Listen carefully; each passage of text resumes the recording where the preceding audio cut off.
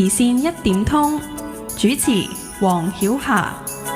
翻嚟慈善一點通嘅時間啦，我係黃曉霞，藍迪通顧問有限公司嘅創辦人，咁多年嚟都係從事慈善機構嘅管理人員啦，而家係幫慈善機構同埋中小企做個諮詢顧問嘅。咁今日呢，我哋就好高興就請咗攀越高峰慈善教育有限公司負責人 Cherry 關卓瑜啊，一聽到呢個名呢，就好想自己攀越高峰啊。咁我都有陣時會諗啊，人生究竟點樣可以攀越高峰呢？其實呢個問題我每一日都諗嘅，仲未諗到答案嘅。咁今日不如請呢位靚女係啦，又身材又苗條嘅負責人咧去講下。Cherry 你好啊，Hello 各位好。估唔到攀石呢個運動會套落 Cherry 身上喎，係啊。咁因為喺我嘅心目中咧，攀石係一啲男士嘅運動嚟嘅，係啊。不如你又介紹下究竟點解會入到嚟攀石呢個行業入邊嘅咧？Hello Dorothy 各位好啊。咁咧我係 Cherry 啦。咁我自己咧本身已經從事咗呢個攀石嘅。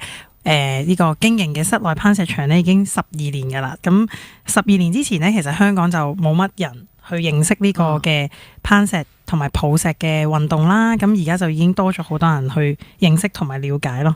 你頭先講攀石之後咧，我就聽到一個字眼叫抱石，咁係咪即係抱住嚿石上去咧？係啊，因為咧其實攀石咧有分3種唔同嘅玩法嘅。咁我哋主要咧就係做抱石嘅室內嘅抱石場啦。咁仲有領攀，大家都會有啲見到就係可能喺一啲高場啦，要着安全帶，同埋要有啲安全繩嘅攀石繩咁樣嘅。咁另外咧有一隻咧就叫做速度攀登啦。咁速度攀登咧就喺15米高嘅一個標準場地嘅嗰度咧鬥快，咁而我哋咧就主要都係做抱石嘅。鬥快啊，即係我都未爬得穩就可以鬥快嘅。點樣抱石咧就係主要都係爬難度，有冇玩過 Dorothy？可以咁講，我有爬過2級，跟住咧就可能信心唔夠咧，就跌翻落嚟，咁我就冇諗住再爬啦。下次可以再試下喎咁。咁我哋本身嗰啲抱石場咧都係大約咧係4.5米高左右啦。咁你見到場上面咧有好多唔同嘅石頭咧，咁其實有好多一啲唔同嘅難度嘅攀石路線啦。咁就算新手咧都可以玩到嘅。咁即係其實適合男女老少？係啊，啱啊，小朋友啊、大人啊、青少年啊咁樣都會好啱咯。好，咁啊長知識啦。咁攀石咧，我就見到咧，其實係登山嘅運動一種喎。咁喺1970年呢已經有攀石㗎。咁當時嘅目標咧，原來係克服登山過程中嘅困難，唔知係咪幫到我呢？即係克服呢個困難係啦。咁直到1970年代呢，法國呢，佢係將佢成為一個真正攀石，成為一個真正嘅運動啦。咁啊，原來行山啦、上山啦、登高啦、攀石啦、攀登啦、傳統嘅攀登等等呢，都係屬於登山嘅活動喎，係嘛？咁喺嗰啲山入邊，其實會唔會有呢啲攀石嘅設備喺入邊嘅咧？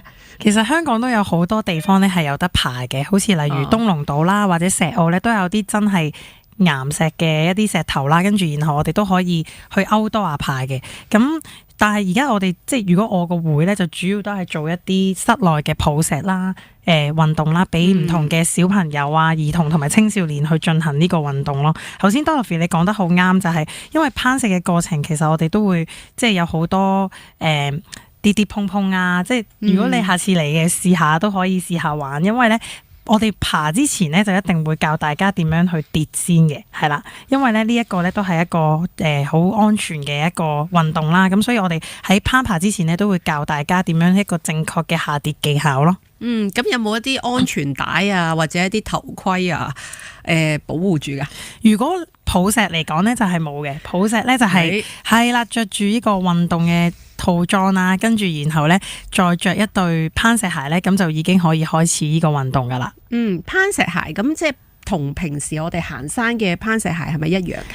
有啲唔同嘅，咁我哋主要如果着攀石鞋咧，就會係即係將啲腳趾咧就會集中啲力啦，跟住嗰個鞋咧係會比較細啲嘅，跟住就可以即係進行呢一個抱石嘅活動咯，就可以喺我哋嘅場地裏邊去試玩咁樣噶啦。你講緊對鞋係細過隻腳嘅，係細少少嘅。咁咪好逼咯，係啊，逼逼地噶，咁點攀咧又都攀到嘅，因為如果太鬆嘅話咧，反而係比較難去爬嘅，咁所以咧，通常我哋啲攀石鞋咧都會着到係啱啱好啦，或者係細。如果再更加專業嘅運動員咧，佢哋會着一啲 size 咧係細過平時自己嘅腳嘅 size 啦，咁跟住然後就去開始攀爬咁樣咯。咁如果我哋唔知道喺邊度買嗰啲攀石鞋咧，或者頭先講嘅設備咧，係咪都可以揾你去幫手買？可以啊，我哋都可以有唔同嘅設備啊，咁都可以有可以去買，或者甚至乎係一啲人佢哋唔想買住嘅都 OK 嘅，即係喺我哋嘅場地其實已經有得租借咁樣咯。我見過有啲女仔攀石咧，印象中着住啲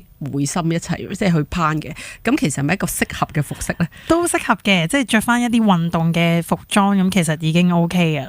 即係唔會刮損自己嘅？唔會嘅，唔會嘅。係啊，即係都係從靚嘅角度去諗，同埋安全嘅角度啦。咁其實你平時係咪好中意攀石㗎？我見你好熟喎，講攀石嘅嘢。我平時咧就都有玩嘅，不過我都係屬於 BB 班，係啦，即係唔係話一個好專業級嘅運動員選手啦。咁其實我先生咧就先係一個最專業嘅一個運動員嚟嘅，因為佢之前咧佢就係一個攀石嘅運動員啦，但係佢而家已經退役咗㗎啦。咁即係搶包山都有份嘅。係啦。OK， 我之前都同你講過，我先生係09年嘅搶包山冠軍嚟嘅。哇！真係好想訪問佢搶包山，次咧有咩秘訣啊？預一集俾佢係咪？可以啊。咁即係平時你嘅運動就唔係攀石多，咁你平時有啲咩嗜好㗎？平時都有攀石啊，亦都有做下瑜伽啊，都有咁樣嘅。但係即係主要如果你話 compare with 我先生嘅話咧，咁就佢係比較專業級咯。咁我都有玩嘅，但係我可能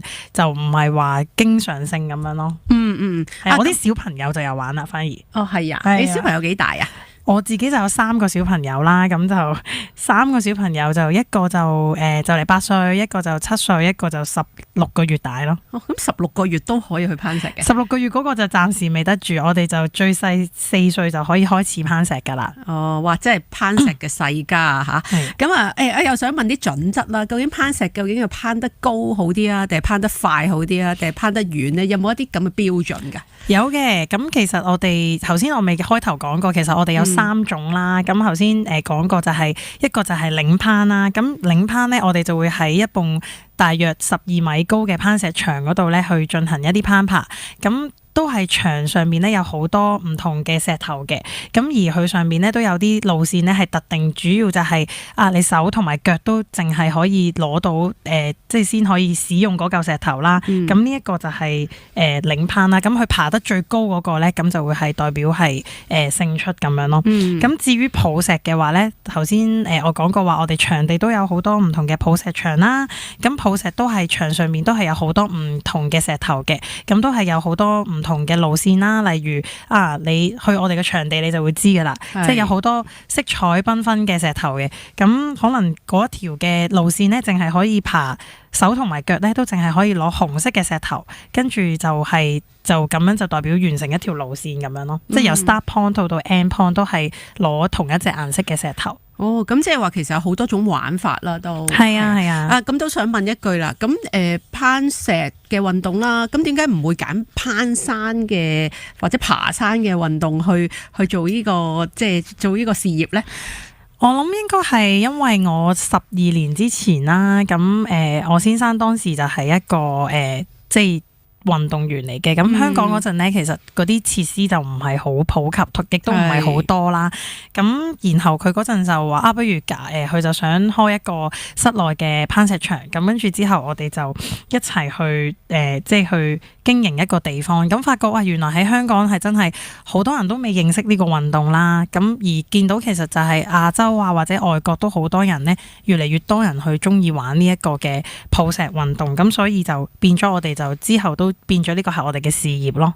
好啦，現場觀眾留意啦，如果對攀石有興趣嘅就可以揾 Cherry 啦。咁我哋今日都有個有獎問答遊戲嘅，咁送出呢個親子嘅攀石課程嘅2份係啦。咁個問題呢就係究竟攀石呢有邊一種類型呢？頭先講咗好多噶啦，攀石有邊種類型呢？答中嘅朋友呢就可以喺 Facebook 入邊咧就直接留低嘅說話，咁我哋就會有專人去通知你噶啦。咁呢個時候不如我哋去咗廣告先，咁翻嚟我哋再傾。